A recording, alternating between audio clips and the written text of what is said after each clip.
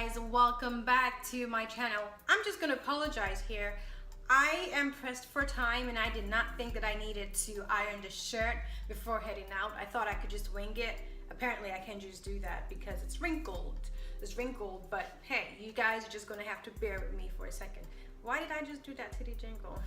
Anyway, you guys are just gonna have to bear with me. I promise it looks better in real life. Today we're gonna be talking about luxury, how to save for luxury. I'm by no means a wealthy girl. I work hard. I've been working since I was 17. I worked through college, through law school, and at a point in time, I had multiple jobs. I had side gigs, side businesses. Some of them were lucrative, others were not. So this is just to tell you that anytime you see me buy something or anytime you see me review an item or unbox an item, I didn't just walk to the store and swipe the Black American Express card. Absolutely not. I actually work hard for my money and I have a luxury savings mechanism that I've been using for the past 4 years and it's really helped me. So I'll be sharing that with you today. I hope you find it helpful. Number one, know your luxury range and plan accordingly. I always talk about stay in your lane, know what you are able to do and just focus on that. And the same is with luxury. I know for a fact that today I cannot buy Birkin, I cannot buy Kelly as much as I would love to buy one of each, but I'm fine with that because I know my wallet, I know what my pocket's looking like, and I know that I'm gonna work within the confines of that. So I take that same approach and apply it to luxury savings. I've broken it down into the $3,000 and below luxury range, $5,000 and up luxury range, and $10,000 and up luxury range. Going from ascending order, the $10,000 and up luxury range is Hermes. We all know that an introductory Birkin at all, it's $10,000 to $15,000, at least in the United States. That's the top of the line. That's the top of the line of luxury. Know what you can afford. And then the second line from $5,000 to $10,000 is the Chanel. You have Chanel, you have Louis Vuitton, some Louis Vuitton items, you have Dior, you have Celine. These are brands that are very high end, but not in the Hermes range, and also not in like the Gucci range, which I'll be talking about in a second. If this is the area you want to focus on, hone it down, know you want to get a Celine bag, and know that this is what you want to do and this is how much you want to spend. The next range I would say below that is the $3,000 range. You have the Saint Laurent, you have the Gucci, and you have the Prada. You have Chloe, you have Balenciaga, and this is just my opinion, obviously. My opinion is not meant to be Bible or, taken for anything more than just that. And also these luxury items, they interweave through categories. So you might find a $5,000 Gucci bag, or you might find a $7,000 Dior bag, $8,000 Saint Laurent bag. But for the most part, the price ranges tend to fall into this category: $0 to $3,000, $5,000 to $10,000, and $10,000 and up. Know the category that the item you want to buy falls into. Know your luxury range and stick with it. And if you want to dibble dabble into a tier that's above your price range, do that with accessories. Get a Hermes scarf, get a pair of Chanel sunglasses or Chanel brooch. While you're still saving for your Gucci bag, or while you're still saving for your YSL bag, or whatever it is you want to buy. So dibble dabble, but just know your category and stick with it. Another thing you can do, if you know your luxury range but you want to get something higher up and you cannot afford it, try pre-loved items. True Facets sells great pre-loved jewelry. Vestiaire Collective, The Real Real, Linda Stuff, eBay. Those are places you can go to get pre-loved items. Pre-loved items are great. Hopefully you get a good item, but you get to save money and to buy a brand that's above your category. That's something you should also pay attention to. Second rule, I have a 6-month rule. Lust after the bag for 6 months. And I'm just saying bags in general because shoes are more easily attainable, if you will. You can go to Neiman's and get a shoe at a discounted rate if they have like a sale going on, but you can't just walk into Chanel and say, hey, I want this bag at 20% off. No. So what I'm saying is applicable to jewelry, shoes, and bags. I'm gonna be using bags more often because I think that's more practical for our purposes. Anyway, so you have to lust after the bag for 6 months and up. Trends come and go, seasons come and go. If you're dropping $2,000 or more on a bag, you need to make sure you like that bag. You need to make sure 10 years down the line, 5 years down the line, you're gonna enjoy that bag, that it's gonna go with your wardrobe and it's gonna make you stand out and it's gonna make you satisfied in what you're doing. If you don't have that feeling, if you don't have that sense of satisfaction in the bag after 5 months, then don't buy it. Don't buy it. Like, there's everything in my wish list right now has been in my wish list for at least 6 months, And anything I'm gonna buy, I must have been dreaming about it for at least 6 months.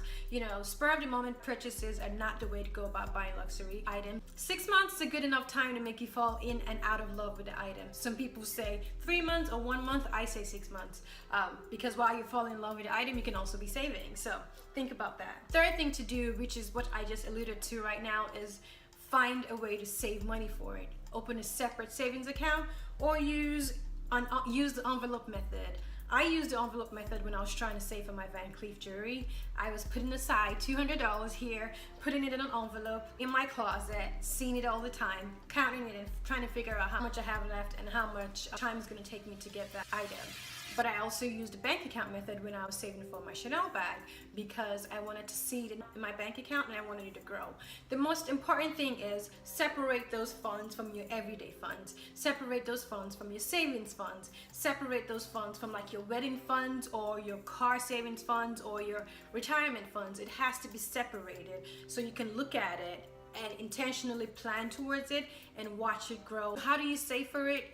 You factor it into your budget. Some people say, oh, it's the money you have left over at the end of the month that you save for that. No, I treat it as a bill.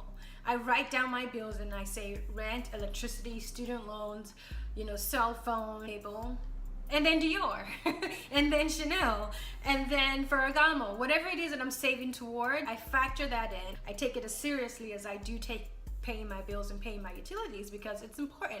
It's an item that has to be accounted for. It's something that has to be accounted for. So I make sure that's incorporated into whatever savings account or envelope method that I'm using, but it has to be part of my monthly budget. Fourth tip is recycled money.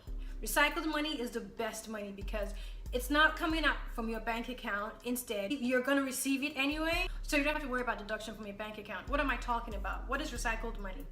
Think about when you switch in apartments, you paid a deposit, right? So now you're moving to a new apartment, you're gonna get that deposit back.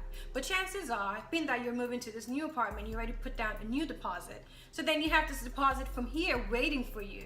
What are you gonna do with that? I put that straight into my savings account for something that I'm trying to buy, be it for something wedding related, be it for a purse that I'm saving towards, a piece of jewelry that I'm saving towards. That way I don't feel like money came out of my account per se. It just came from another source and I'm using it for that. Another method of recycled money is also your tax returns. That's money that you were taxed and now the government is giving that back to you.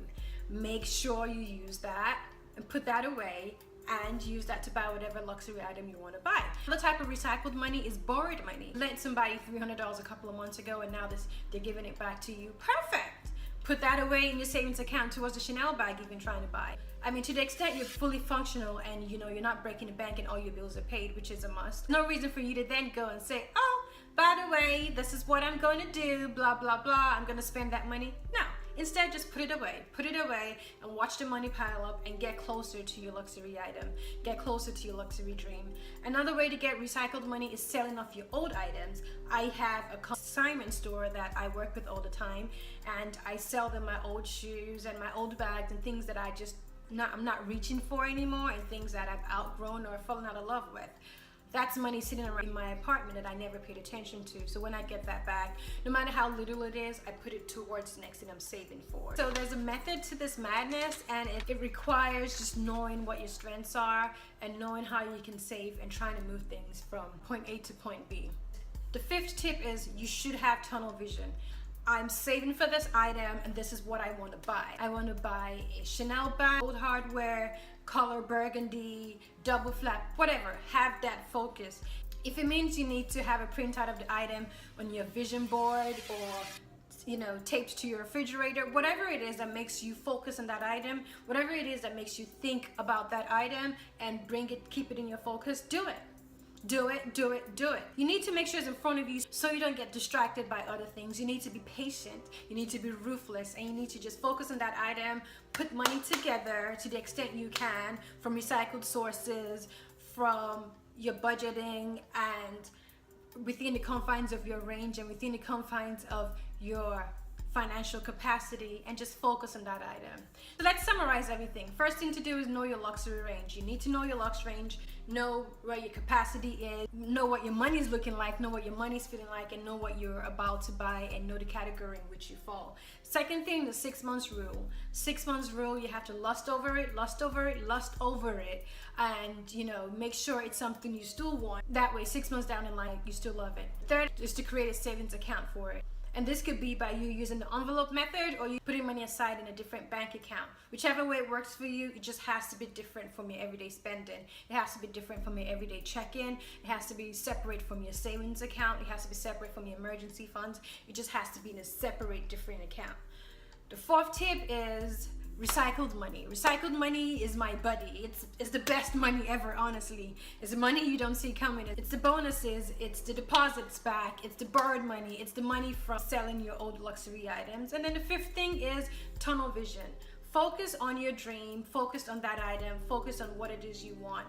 Make sure you work hard to get it, make sure you don't have any distractions, set a plan, set a goal, and you will get it. And you buy your item and you love it, and you'll be happy that you did. So thanks guys, I hope these tips are helpful to you. I personally use these tips. I have multiple items on my wish list. Obviously most of them are on pause right now because of the wedding, but still, a girl can dream and a girl can plan, and hopefully I get some recycled money and then I can buy something that I like.